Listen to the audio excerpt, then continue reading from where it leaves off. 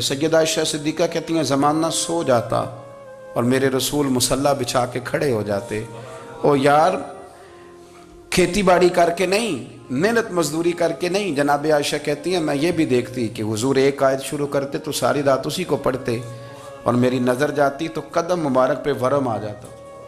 یار نماز پڑھ پڑھ کے، اتنی مشقت کر کے، اتنی جد و جہد کر کے ورم آ گیا، یا رسول اللہ اتنی محنت کیوں کرتے ہو؟ فرمایا افلا اکون عبدا شکورا، کیا میں اپنے رب کا شکر گزار بندہ نہ بنوں؟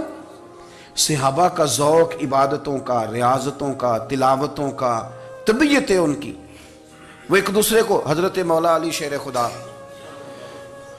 کرم اللہ تعالی وجہ الکریم کے زمانے میں روم کے بادشاہ نے کہا یار یہ مسلمانوں کا پتہ تو کرو، یہ آخر کیوں اتنے زیادہ مجاہد ہیں؟ اس زمانے میں جاسوس بھیجنے کا مزاج تھا، اب تو جاسوس پکڑا جاتا ہے، اب تو جاسوس ہو، اور جاسوسی کا شوق ویسے آج بھی ہے۔ عرض کروں تھوڑی سی بات اس عنوان سے، پتہ کیا ہمارا مسئلہ ہے؟ ہم جہاں جاتے ہیں نا وہاں تھوڑی خوشبو سونگنے کی کوشش کرتے ہیں، وہ کیا ہے تو یہ کیا ہے تو ادھر کیا ہے تو تھوڑا سا ادھر کیا ہے۔ میرے رسول پاک پڑھیے درود شریف، سارے پڑھیے ذرا زور سے، صلی اللہ تعالی۔ نبی پاک علیہ السلام نے فرمایا جاسوسی نہ کرنا ورنہ تم بندوں کو خراب کر دو گے، اور فرمایا اس طرح نہ ہو کہ تم کسی کے اب کھول نہ نکلو تو تمہارے پہلے کھول جائیں۔ یہ جو ذوق ہے نا یہ ختم کریں، چھوڑیں، مطلب آپ کس چکر میں پڑے ہوئے ہیں؟ اتنی زیادہ توجہ کرنے کی کیا ضرورت ہے؟ نے کام سے کام رکھیں، اس میں بندہ تھوڑا سا نا آسان رہتا ہے۔ یہ جو بہت زیادہ ٹٹولنے والے لوگ ہوتے ہیں نا وہ بیچارے پھر عمر ٹٹولتے ہی گزار دیتے ہیں، اس لیے کہ مزاج ہی بہت پکا ہے، بوری کا منہ کھول کے اندر تک ہاتھ ڈالنا، تو پھر کئی دفعہ سامنے سے بچھو بھی لڑ جاتا ہے، خرابی ہوتی ہے۔ تو جاسوسی کی جاتی تھی، اس نے بھی جاسوس بھیجے، کیونکہ قبیلوں کے لوگ تھے، کچھ مسلم کچھ کافر، پہچانے نہیں جاتے تھے لوگ، تو کچھ لوگ اس نے بھیجے، انہوں نے آ کے نا تحقیق کی، ریسرچ کری کہ آخر ماجرا کیا ہے، تو واپس جا کے انہوں نے رپورٹ دی نا روم کے بادشاہ کو۔ اس رپورٹ کا ایک جملہ بڑا شاندار ہے، وہ کہنے لگا بادشاہ ہمیں مسلمانوں کی کوئی سمجھ نہیں آئی، ہمیں کوئی سمجھ نہیں آئی۔ انہوں نے کہا بھئی کیوں نہیں سمجھ آئی؟ کہنے لگے یار عجیب بندے ہیں، جب رات مصلی پہ بیٹھتے ہیں تو یوں لگتا ہے ان کا دنیا سے رشتہ ہی کوئی نہیں، کوئی کسی کو نہیں جانتا، کوئی اپنے دکھ سنا کے رو رہا ہے، کوئی اپنی بات کر کے رو رہا ہے، لگتا ہے کہ ان کا کوئی رشتہ ہے ہی نہیں جب مصلی پہ بیٹھتے ہیں۔ اور فرمایا جب سویرے یہ جہاد کرنے نکلتے ہیں تو لگتا ہے ان سے زیادہ دلیر ہی کوئی نہیں۔ حالانکہ جو مصلوں پہ رونے دھونے کے لوگ ہوتے ہیں وہ کئی دفعہ جہاد میں کام نہیں کرتے، لیکن عجیب لوگ ہیں کہ رات کے راہب ہیں، دن کے مجاہد ہیں، کوئی سمجھ نہیں آتی۔ میرے عزیز ان لوگوں نے مصلی آباد کر کے رکھا، تلاوتیں ان کا ذوق رہی، منظر روز پڑھنا، اسباق پڑھنا، وظائف پڑھنا، یہ ان کا ذوق رہا۔ اعلیٰ حضرت بریلوی رحمت اللہ نے 1000 کتاب لکھی ہے، لیکن الوظیفۃ الکریمہ کے نام سے جو وہ صبح و شام وظائف پڑھتے تھے وہ الگ انہوں نے ان کو بیان کیا، پابندی کے ساتھ اپنی اللہ اللہ کرتے تھے۔ شیخ شہاب الدین سہروردی رحمت اللہ علیہ، اس پر ایک بندے نے اعتراض کیا، اس نے کہا جی آپ کس قسم کے صوفی ہیں، مرید بیٹھے ہیں اور آپ وہاں نفل پڑھ رہے ہیں؟ یہ بھی بڑا مسئلہ ہوتا ہے نا، جو بندہ ملنے آتا ہے وہ اپنے ٹائم کے حساب سے آتا ہے، اور پھر اس کا یہ بھی خیال ہوتا ہے کہ پیر صاحب جو ہیں وہ چونکہ درویش ہیں تو نہ انہیں روٹی کھانی چاہیے نہ سونا چاہیے، چونکہ وہ درویش ہیں، اور ہم چونکہ درویشوں کے ماننے والے ہیں لہذا ہمارا یہ طریقہ ہونا چاہیے کہ جیسے ہم کہیں درویش ویسے ہی کر جائے۔ حالانکہ جس کو آپ درویش کہیں گے آپ اس کی مانیں گے، آپ منوائیں گے نہیں، تو ہمارا مزاج ہوتا ہے۔ شیخ شہاب الدین پر لوگوں نے اعتراض کی، حضور لوگ ملنے آئے ہیں، زیارت کرنے آئے ہیں، بندے دعا کرانے آئے ہیں، اللہ اللہ کرانے آئے اور آپ نفل پڑھ رہے ہیں، کیا جملہ ہے، کیا حسن ہے، کیا خوبصورتی ہے۔ فرمانے لگے رب رسول سے مانگنے کے لیے مصلی بچھایا ہے، اگر وہاں سے مانگوں گا نہیں تو تمہیں دوں گا کیا؟ پہلے مجھے کچھ لے تو لینے دو، اگر میرے پلے کچھ ہے ہوگی تو آگے دوں گا نا، تو میں مانگنے گیا تھا کہ یا اللہ دے تیرے بندے لینے آئے، دے تو میں کچھ لوں گا تو آگے دوں گا نا۔ لیکن ہمارا یہ سٹیٹس، یہ مزاج، یہ شعور نہیں ہے، گپیں، کہانیاں، داستانیں، گفتگو، خطابت، واز، کیا بات۔ لیکن اگر کچھ کرنے کا کام ہو تو وہ نہیں ہم سے ہوتا۔ میرے نبی کریم علیہ السلام نے مصلی سے دل لگانے کا درس دیا، حضور نے توجہ دلائی، صحابہ اس ذوق کے حامل لوگ تھے، وہ کوشش کرتے تھے جناب صدیق اکبر رضی اللہ تعالیٰ عنہ کا عبادت کا مزاج ہمیشہ قائم رہا. حضرت عمر فاروق ساری رات اللہ کے حضور کھڑے رہے. حضرت عثمان غنی رضی اللہ تعالیٰ عنہ عشاء کی نماز پڑھ کے 2 رکعتوں کی نیت باندھتے تھے. 15 سپارے پہلی رکعت میں پڑھ دیتے تھے اور 15 سپارے قرآن مجید کے دوسری رکعت میں پڑھ دیتے تھے. آپ نے نا حضرت عمر فاروق کے وصال کے بعد ان کی ایک بیوہ سے نکاح کیا. حضرت عثمان غنی نے نکاح کیا. وہ خاتون آپ کے نکاح میں آئیں تو عرض کرنے لگیں امیر المومنین میرے لیے یہ اعزاز تو بہت ہے کہ میں امیر المومنین کی بیوہ تھی تو امیر المومنین کی منکوحہ ہو گئی ہوں، لیکن حضور نہ تو میں جوان ہوں کہ میرے اندر رغبت ہوتی اور نہ میں اب اس قابل ہوں کہ کوئی خدمت کر سکوں، میرے ساتھ نکاح کی وجہ کیا بنی؟ تو عثمان غنی رو پڑے. فرمانے لگے میں نے عمر فاروق کو مسجد میں اپنے رب سے ڈرتے ہوئے دیکھا ہے، میں نے اسے روتے ہوئے دیکھا ہے، عدل کرتے دیکھا ہے، انصاف کرتے دیکھا ہے، امت کی خیر خواہی کرتے دیکھا. تمہارے ساتھ نکاح اس لیے کیا ہے کہ تم مجھے یہ بتاؤ کہ عمر فاروق گھر کے اندر اپنے رب کو کیسے راضی کرتے تھے، گھر کے اندر کیسے راضی کرتے تھے، وہ طریقے بتلاؤ، تم بتاتی جانا اور میں بھی اسی طرح گھر میں عبادت کروں. میرے رسول کریم علیہ السلام نے ارشاد فرمایا، حضور فرمانے لگے جس گھر میں اللہ کا ذکر ہوتا ہے وہ گھر زندوں کا ہے، اور جس گھر میں رب کریم کا ذکر نہیں ہوتا وہ گھر زندوں کا نہیں ہے. گھر نا ہم نا کتابوں میں پڑھتے ہیں کہ ایک بزرگ کہتے ہیں، حضرت فضیل بن عیاض کہتے ہیں کہ میں ایک گلی سے گزر رہا تھا تو گھر کے اندر کسی قاری سامنے قرآن کی آیت پڑھ دی ولی من خاف مقام ربہ جنتان. میں تے میرے کانوں سے ٹکرائی تو اللہ نے میری کایا ہی پلٹ دی، میں توبہ کر گیا. اب گھر کے اندر سے آواز آئے تو صحیح نہ تلاوت کی، پر اندر سے آواز آتی نہیں، یا ڈیک بجنے کی آواز آتی ہے، یا ٹی وی چلنے کی آواز آتی ہے، یا دھوم مچانے کی آواز آتی ہے. عبادت کا وہ جو خاص شوق تھا، وہ جو حسن تھا، وہ جو توانائی تھی، وہ جو بات تھی. ایک جگہ پہ ہم بیٹھے تھے تو وہاں ایک صاحب آئے اور انہوں نے آتے ہی کہا کہ مہربانی کریں ذرا مجھے مصلی دے دیں، میرے نہ کچھ نفل رہ گئے. تو میں نے وضو کر لیا تو کوئی مصلی مل جائے. مصلی انہیں دے دیا گیا، وہ مصلی لے کے چلے گئے تو پیچھے ایک صاحب نے تبصرہ کیا، کہنے نے کتنا ریاکار بندہ ہے، لوگوں کو دکھا رہا ہے کہ میں نفل پڑھتا ہوں، ہے کوئی بات کرنے والی. میں نے اسے کہا تو مہربانی کرنا اس طرح کی ریاکاری تو بھی کر، پکڑ مصلی اور جا تو بھی تھوڑی ریاکاری کر کے آ، اٹھ ذرا شکر کر کوئی یہ ریاکار بھی ملا ہے، کوئی نفل پڑھ کے ریاکاری کر رہا ہے. اللہ کا میں کہتا ہوں کو پڑھے تو صحیح نہ، یا یہ کوئی دور ہے نفل پڑھنے کا؟ اس میں تو لوگوں کا مزاج ہی نہیں، طبیعت ہی نہیں. میں نے کہا چل مہربانی کر یہ لے مصلی اور تو بھی جا تھوڑی سی یا کر یا ریاکاری کرو تو صحیح نا. مزاج ہی نہیں، ذوق. جمعے کی نماز پڑھ کے یوں دنیا بھاگتی ہے، او ہو پتہ نہیں کون سی پیچھے آگ تھی جو بجھائی جائے گی. اور آج تک لوگ مسئلہ پوچھ رہے ہیں کہ جمعے کی بعد والی سنتیں کتنی ہوتی ہیں. میں نے کہا کتنے سال ہو گئے جمعہ پڑھتے، کتنے سال ہو گئے، ابھی تک سنتوں کا نہیں پتہ، ابھی تک نے علم کے پہلے کتنی رکھتے ہیں اور بعد میں کتنی رکھتے ہیں. فجر کی سنتیں کب پڑھنی چاہیے، سنو فجر کی سنتوں کے بارے میں.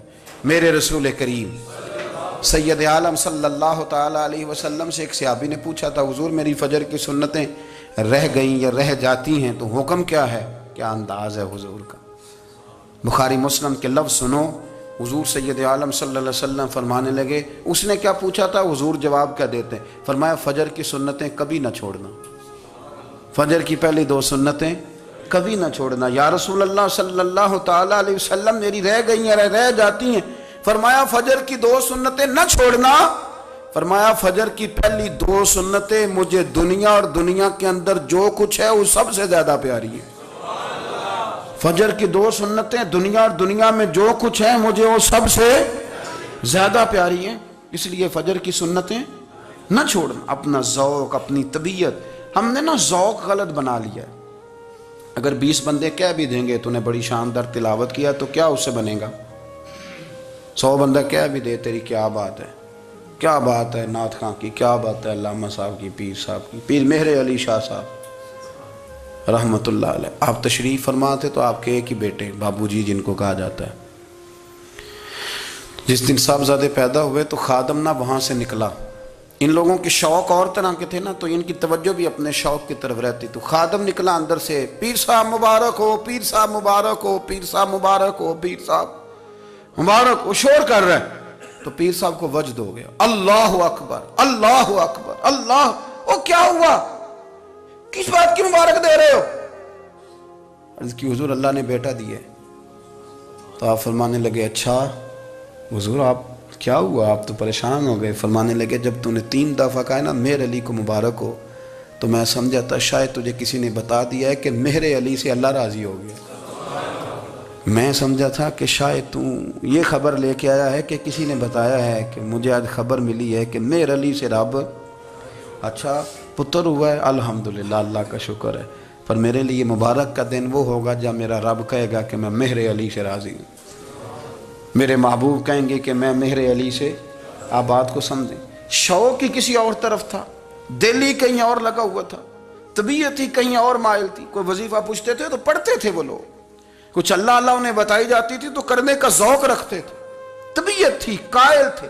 حضرت ربیع کہتے ہیں میں بڑی دور سے سفر کر کے گیا حضرت اویس کرنی سے ملنے، بڑی دور سے، اور جب میں پہنچا تو فجر کا وقت تھا، تو حضرت اویس کرنی کو میں نے پا لیا، تو وہ نماز پڑھ کے نا قرآن شریف لے کے بیٹھ گئے۔